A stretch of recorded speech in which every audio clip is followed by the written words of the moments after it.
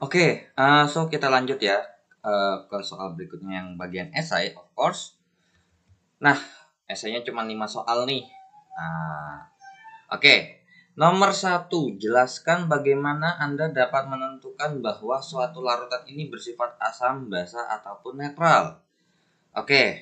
Yang pertama, jadi nomor satunya dulu ya. Yang pertama adalah diukur.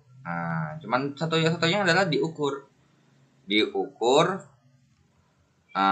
dengan menggunakan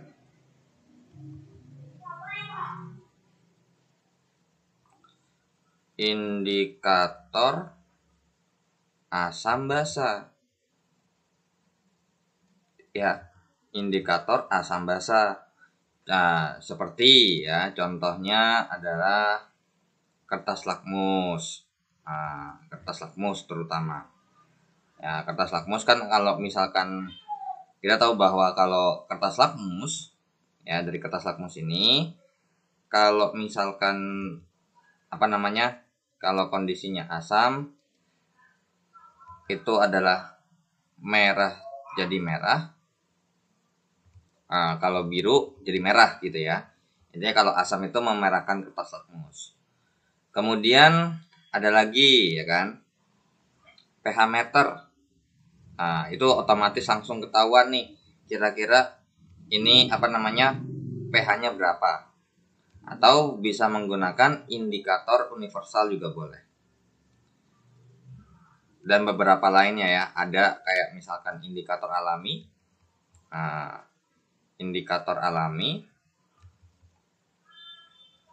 Kemudian larutan indikator ya. Larutan indikator atau indikator buatan juga boleh bilangnya. Nah, di mana dengan syaratnya adalah kalau asam itu pH-nya lebih kecil daripada 7, kalau misalkan kita pakai pH meter ya, terutama kalau kita pakai pH meter ini pakai syarat nih, terutama sama indikator universal ya. Nah, kalau ini asam ini pH-nya lebih kecil daripada 7, kalau basa pH-nya lebih besar daripada 7. Nah, kalau misalkan netral ya pH-nya kurang lebih sama dengan 7. Ya, plus minus sedikit lah. Seperti itu. Jadi itu cara untuk menentukan bahwa suatu larutan bersifat asam basa ataupun netral dengan menggunakan indikator asam basa. Contohnya kertas lakmus, pH meter, indikator universal, indikator alami, dan larutan indikator. Sekarang nomor 2. Jelaskan mengapa larutan HCl termasuk asam kuat dan larutan CH3COH termasuk asam lemah. Syaratnya gini ya. Syarat asam kuat itu adalah terionisasi sempurna. Terionisasi sempurna. Jadi ini kita bahasnya adalah definisi asam kuatnya aja deh. Terionisasi sempurna atau berarti derajat ionisasinya sama dengan 1. Kemudian Ka-nya tinggi banget nih. Jadi Ka-nya tinggi, Ka-nya sangat besar. Sedangkan untuk kalau asam lemah, itu adalah terionisasi sebagian. Terionisasi sebagian sehingga alfanya itu ada di antara 0 dan 1. Dengan Ka-nya itu sangat kecil. Nah, kemudian kalau asam kuat ini bersifat elektrolit kuat ya. Juga boleh nih, termasuk elektrolit kuat. Elektrolit kuat. Dan kalau untuk Ka sangat kecil ini termasuk elektrolit lemah. Jadi si CH3COH dan HCl itu termasuk HCl itu termasuk asam kuat dan CH3COH termasuk asam lemah karena kalau syarat asam kuat itu adalah terionisasi sempurna. Jadi kalau HCl itu terionisasi sempurna. Ka-nya gede, terus termasuk elektrolit kuat. Sedangkan untuk CH3COH termasuk asam lemah, karena si CH3COH ini terionisasi sebagian, Ka-nya sangat kecil dan termasuk elektrolit lemah. Dan tuliskan reaksi pengionannya. Oke, berarti ini adalah A-nya ya.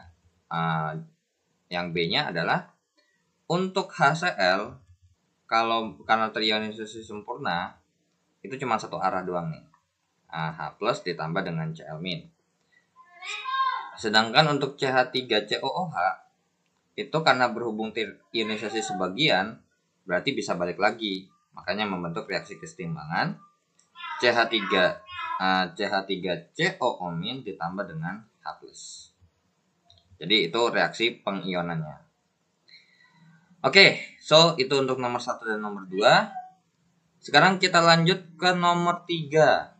Oke, berarti ini nomor 1 dan nomor 2-nya saya hapus terlebih dahulu ya untuk soalnya dan jawabannya. Oke, so kalau misalkan kalian mau nyatet, tinggal di pause dulu aja videonya. Nah, sekarang kita lanjut ke nomor 3. Katanya di atas meja praktikum ada 2 gelas nih. Yang gelas pertama katanya, oke. Jadi nomor 3, ada gelas pertama itu adalah 100 ml NaOH 0,1 molar.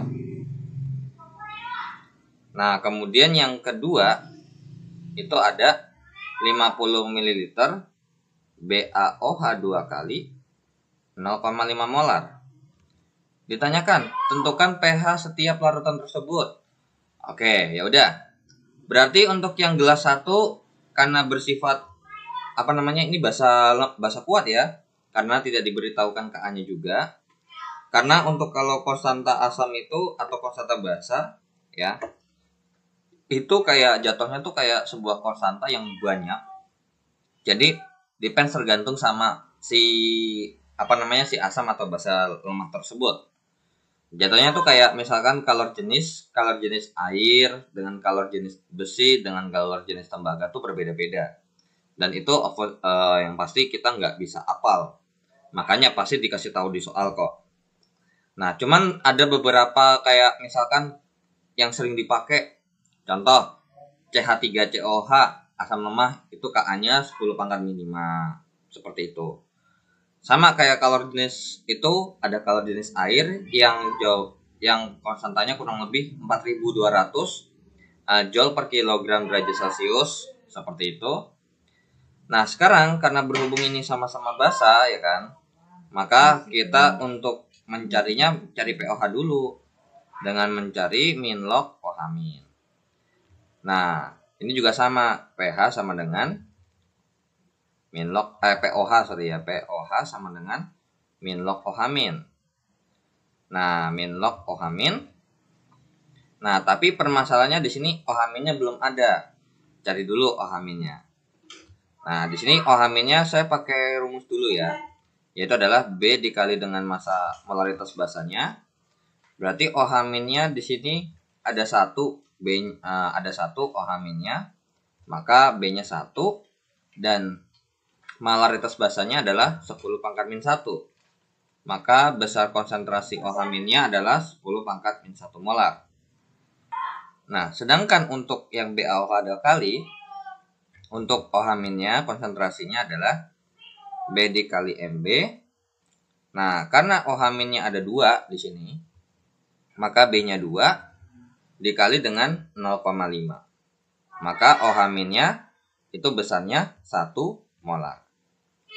Nah, ya udah. Di sini kira-kira volumenya ada ngaruhnya nggak? Nggak ada, ya. So, di sini tinggal kita hitung pOH sama dengan min log OH-. Nah, min log OH-, min log 10 pangkat min 1. Nah, min 10 pangkat min 1 berarti pOH sama dengan 1. Maka pH-nya sama dengan 14 dikurang pOH. Berarti pH sama dengan 14 dikurang 1. Maka pH-nya sama dengan 13. Seperti itu untuk si NaOH. Nah, kalau untuk si BaOH 2 kali ini gimana? Ya udah masukin POH sama dengan min log 1. Nah, dimana untuk min log 1 tuh, nah untuk log 1 itu adalah 0. Nah, jadi POH-nya tuh 0 ya. Nah, terus pH-nya berapa? Ya pH-nya sama dengan 14 dikurang POH. Nah, 14 dikurang POH berarti pH-nya sama dengan 14 dikurang 0, berarti pH-nya sama dengan 14 ya. Jadi untuk BaOH 2 kali dengan konsentrasi yang lebih tinggi daripada NaOH ya. Terus dengan valensi basa yang lebih banyak juga, otomatis pH-nya akan lebih tinggi ya. Nah, dimana kalau mau nyari B yang ini, B kecil ini, itu kalian boleh pakai begini. NaOH ini kalau misalkan kita uraikan itu terurai menjadi Na plus ditambah dengan OH min. Nah, di sini OH minnya 1, makanya B-nya 1. Nah, kalau di sini kalau berhubung ini 0,1 molar, maka ini 0,1 molar. Dan karena berhubung ini kita nggak bahas rinci banget ya kan, maka sebenarnya nggak perlu pakai MRS pun juga boleh gitu ya. Cuman ini saya tulisnya di bawah aja deh ya. NaOH akan terurai menjadi Na plus ditambah dengan OH min. Mula-mula reaksi setimbang atau sisa.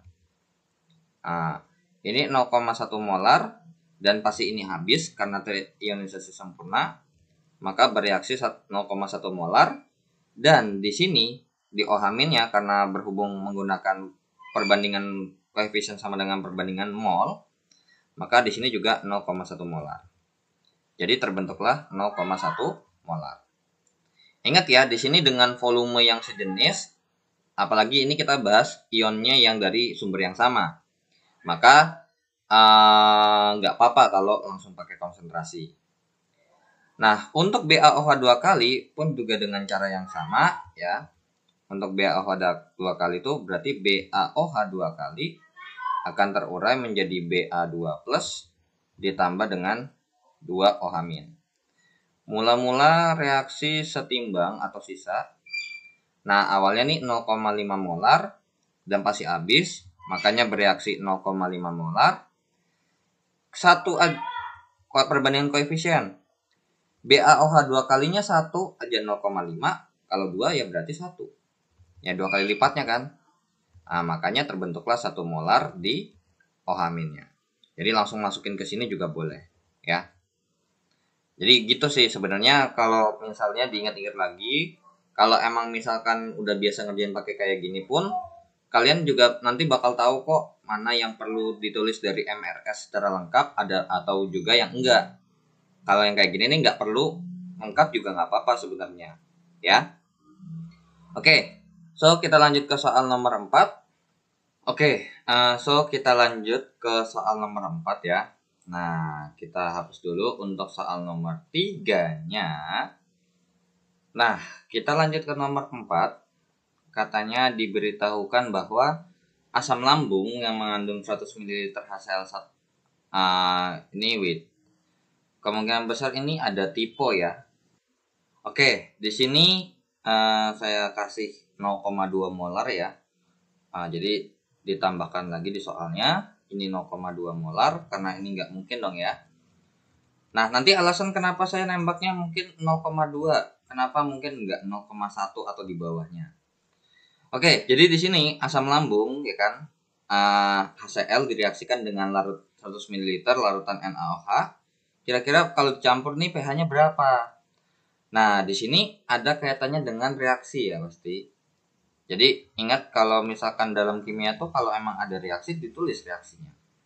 HCl ditambah dengan NaOH, asam ditambah basa pasti hasilnya adalah garam ditambah air.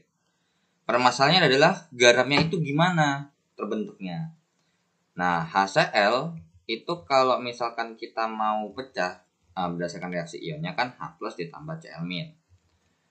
Nah, kemudian NaOH itu kalau misalkan saya uraikan adalah Na plus ditambah dengan Cl-. Nah, berarti OH- ya. Nah, berarti di sini kalau misalkan mereka bercampur, otomatis kan bereaksi dong. Nah, berarti di sini reaksinya adalah seperti ini. Na ketemu dengan Cl dan H plus ketemu dengan OH-. Karena nggak mungkin plus ketemu plus dan min ketemu min. Pasti plus ketemu min, tapi pasti berseberangan. Kalau nggak berseberangan ya balik lagi ke tempat asalnya dia lagi. Nah, dari yang merah ini kita punya reaksi H plus ditambah dengan OH-. Nah, ini that's why kenapa kalau misalkan H plus tambah OH- itu hasilnya kan pasti H2O, ya. Makanya kenapa di sini ada ada air, ada H2O.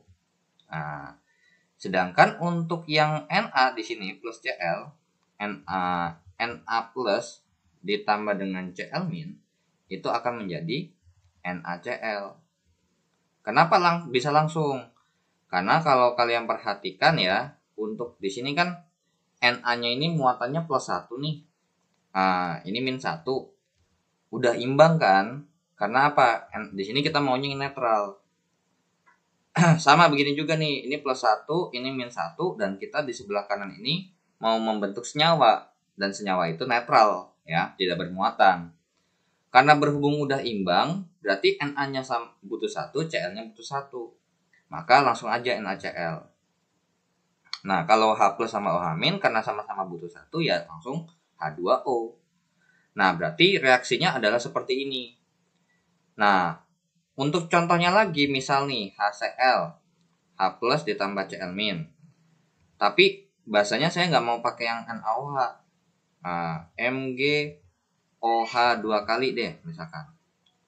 Nah, berarti ini akan terurai menjadi Mg2 plus ditambah dengan 2 OH-. Nah, berarti si H plus ini akan bereaksi dengan 2 OH- yang ada di sini, dan Mg2 plus itu akan bereaksi dengan Cl- yang ada di sini. So, reaksinya adalah Mg2 plus ditambah dengan 2 Cl-. Nah, berarti karena ditambah dengan Cl-, kan ini harus jadi sesuatu yang netral. Tapi di sini muatannya plus 2, di sini min 1. Berarti Cl-nya butuh 2. Makanya langsung di sini tembak 2. Berarti Cl-nya butuh 2. Namanya jadi MgCl2. Nah, untuk OH- ya, untuk untuk H plus sama 2 OH- juga sama konsepnya kurang lebih. H plus ditambah dengan 2 OH- menjadi pasti ini sesuatu yang netral. Tapi permasalahannya adalah H-nya ini plus 1, 2 OH- ini adalah min 2. Berarti supaya imbang, plus 1-nya dikali 2, karena kita maunya 0. So, di sini 2H plus ditembak 2H plus, terus di sini jadi 2H2O. Ya. Beda. Kalau di sini kan karena dua-duanya punya sama-sama punya masing-masing, maka duanya langsung di depan ditembak. Tapi kalau ini karena berhubung Cl-nya doang yang punya 2, maka Cl-nya 2 ditulis kecil. Nah, terus ada kaitannya dengan apa di sini? Nah, di sini langsung ditembak. Di sini tembak 2. Terus maka di sini H plusnya ditembak 2 juga, di sini ditembak 2. Nah, kalau untuk MgOH 2 kalinya ya nggak usah. Gitu loh. Ya. Oke. So, di sini pasti ada mula-mula, ada reaksi, ada setimbang dulu kalian bikin. Nah, nanti permasalahan apakah perlu atau enggak kalian bisa perkirakan sendiri ya. Nah, sekarang di sini dikasih tahu ya. Jadi ini sebagai catatan ya, boleh ditambahkan supaya nanti kalau misalkan belajar tentang yang garam kalian nggak bingung.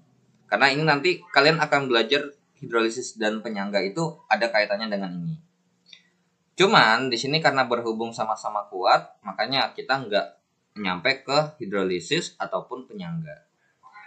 Di sini kita peroleh bahwa ada 100 ml HCl yang 0,2 molar dan 100 ml NaOH yang 0,1 molar.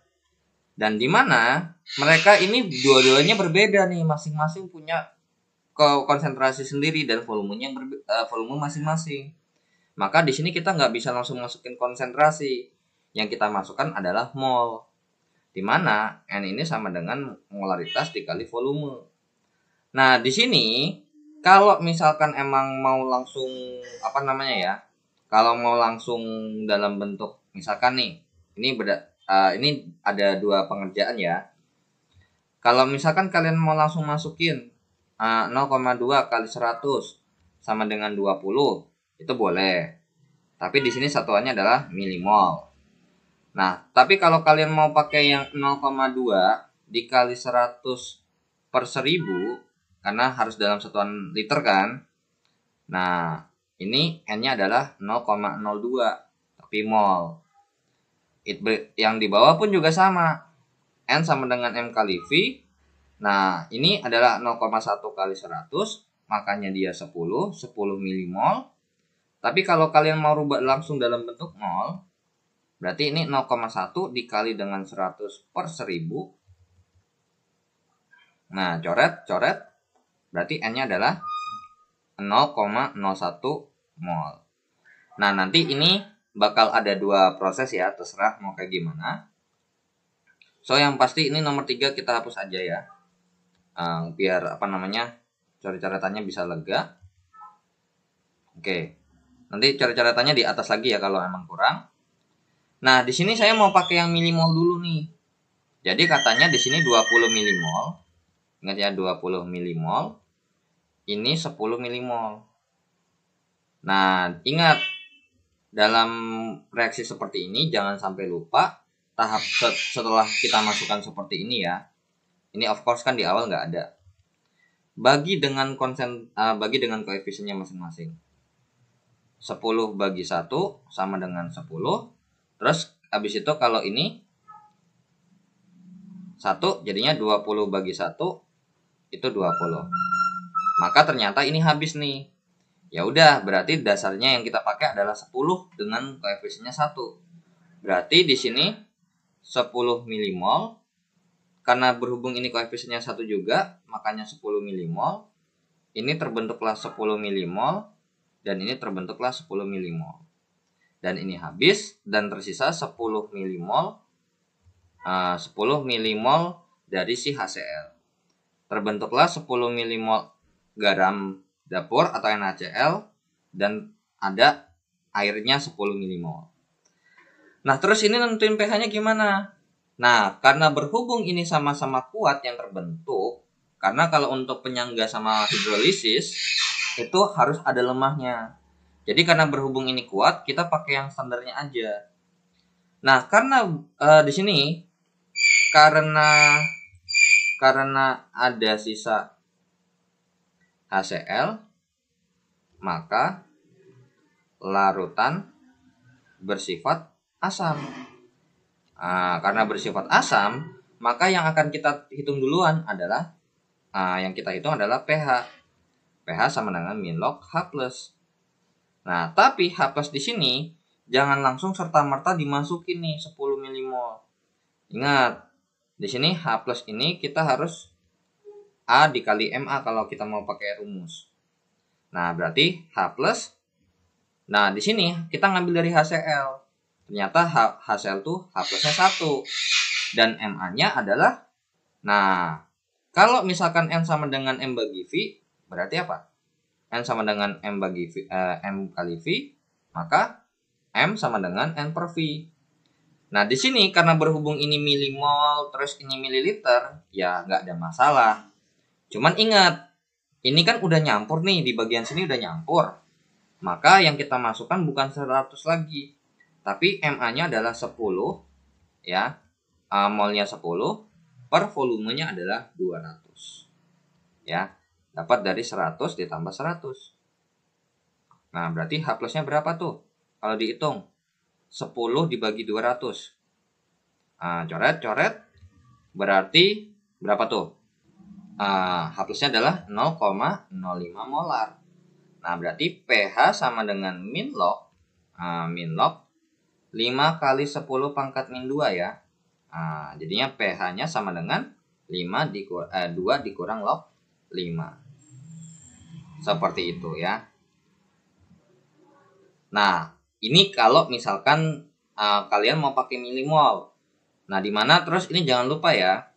Di sini kenapa? Karena hanya 1. Karena dalam perhitungan untuk si H plusnya itu kita main dari H plus itu HCl tuh akan terurai menjadi H plus ditambah dengan Cl min. Ini itu ternyata HCl-nya tuh adalah, kita cari dulu ya, berarti ini 10/200. Wait, berarti di sini coret-coretannya di atas saja ya. Nah, oke. Untuk H plusnya ini berarti HCl itu terurai menjadi H plus ditambah dengan Cl min. Mula-mula reaksi sisa. Nah, mula-mula itu 0,05 ya. Karena kita pakai M sama dengan N per V. Berarti 10/200 sama dengan 0,05. Nah, karena ini sumbernya masih satu HCl, bukan reaksi biasa ya. Kalian boleh pakai molaritas nggak apa-apa. Tapi kalau udah kayak gini, wajib pakai mol. Nah, karena habis, pasti ini bereaksinya adalah 0,5 mol dan terbentuklah HCl H plusnya adalah 0,05 mol juga. 0,05 molar. Maka karena awalnya nggak ada, terus bereaksi 0,05, maka terbentuklah 0,05 molar. Ini I don't care. Seperti itu ya. Nah, kalau misalkan mau pakai mol gimana? Oke. Nah, kalau mau pakai mol itu sama konsepnya. Jadi yang bedanya sama milimol apa? Angkanya doang.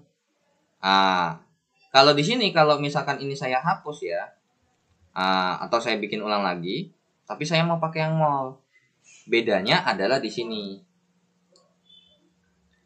Kalau ini misalkan saya tulis ulang lagi, so ini jawaban yang milimol ya, versi milimol.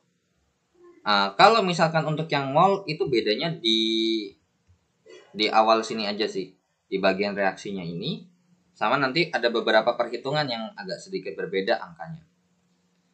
Ya udah, berarti untuk HCl ditambah dengan NaOH itu akan terbentuk NaCl ditambah dengan H2O.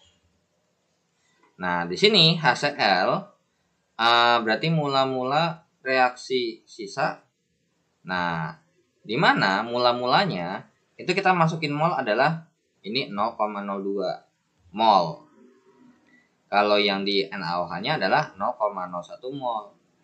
Nah, di sini jangan lupa dibagi koefisien kan. Sama, tetap aja. Cuman bedanya ini 0,01 dibagi 1 karena koefisiennya 1. Terus ini dibagi dengan 1 juga. 0,02 dibagi 1. 0,02. Nah, ternyata yang ini yang paling kecil. Pasti habis. Makanya di sini nanti 0,01 mol. Terus karena koefisiennya 1, ya sama 0,01 mol juga. Ingat ya, di bagian reaksi saja yang menggunakan perbandingan koefisien dengan perbandingan mol.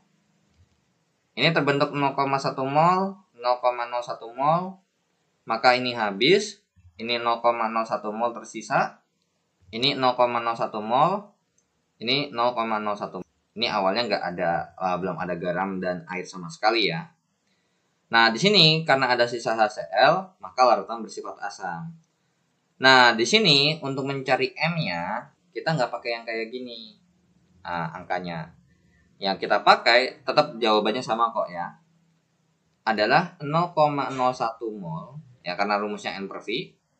Cuman bedanya adalah di sini 200 per 1000. Jadi 0,01 dibagi dengan 0,2 ya, itu untuk H plusnya. Jadi dibagi dengan 0,2, maka jawabannya adalah 0,05 molar. Nah, atau yang di sini nih, kalau mau lebih jelasnya yang di sini nih. Ini juga berganti kalau kita pakai mol. Nah, karena apa? Di sini kan mol ya, berarti ini harus dalam satuan liter. Berarti N-nya adalah 0,01 per 200 per 1000. Seperti inilah ya.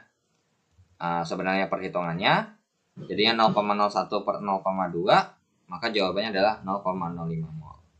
Angka di sini mah pasti sama gitu loh. Makanya tergantung kalian apakah mau ribet rubah ke mol atau maksudnya harus dalam bentuk mol boleh, enggak juga nggak apa-apa. Yang penting satuannya udah sama semua nih. Ini mililiter, ini mililiter. Jangan sampai ini mililiter, ini liter, jangan. Harus sama mililiter semua, ya. Jadi nanti biar satuannya sama semua, milimol, milimol.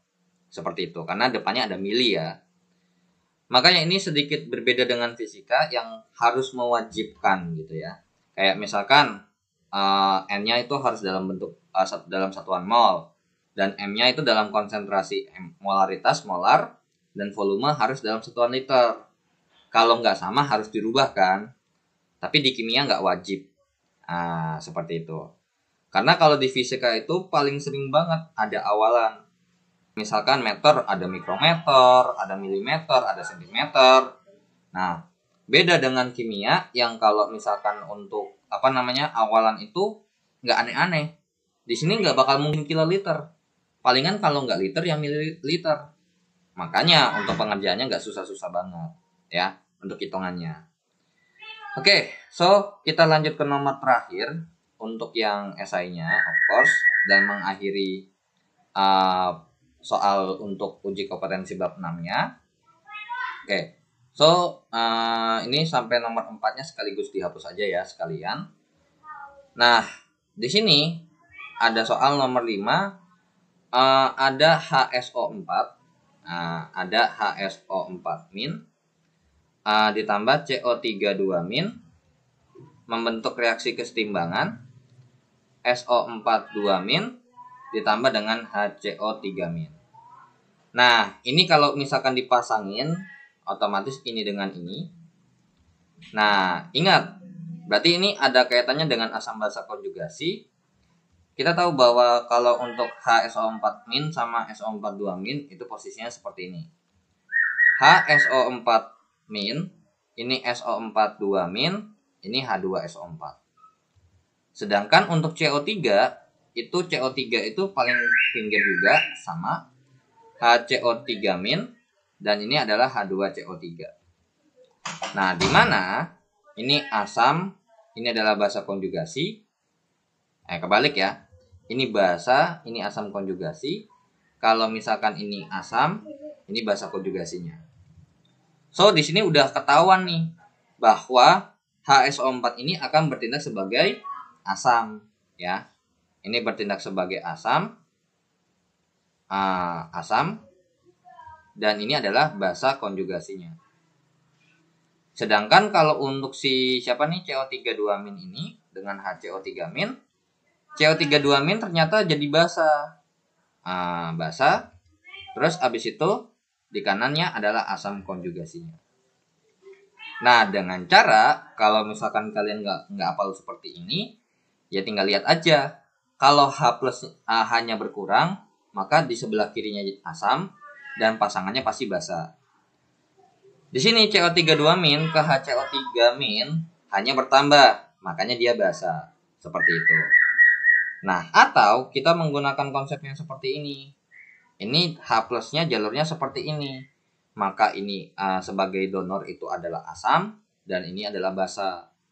Nah, ini jalur protonnya seperti ini. Makanya di sini adalah asam, di sini adalah basa.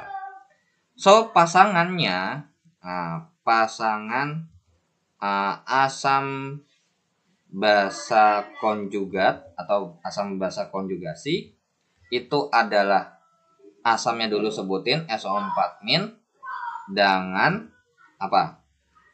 SO4 2 min. Tapi kalau misalkan pasangan basa asam konjugasi ya, asam konjugasi maka apa? CO32 min dengan HCO3 min. Jadi seperti itu ya jawabannya.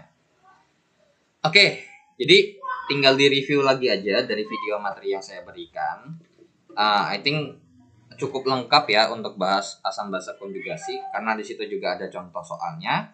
Dan berikut juga sebenarnya dari sebelum yang esai ini di PG-nya juga udah ada untuk latihan soalnya. dan contoh soal seperti ini, asam basa konjugasi, dan di latihan uji kompetensi per part ya, kayak uji kompetensi 6.1 sampai 6.3 ya kalau nggak salah, sampai uji kompetensi bab titik 6. Oke, jadi gitu aja yang bisa saya sampaikan terkait pembahasan soal untuk uji kompetensi bab 6 dari buku paket kimia, buku siswa aktif dan kreatif belajar. Untuk PDF-nya saya sertakan linknya di deskripsi. Jadi kalau kalian mau download aja berupa PDF ya. Nah, jadi nggak satu buku full, cuman latihan soalnya aja. Oke, terima kasih yang sudah menonton video ini dan terima kasih yang sudah subscribe dan sudah donasi di saweria.co untuk membantu perkembangan channel ini.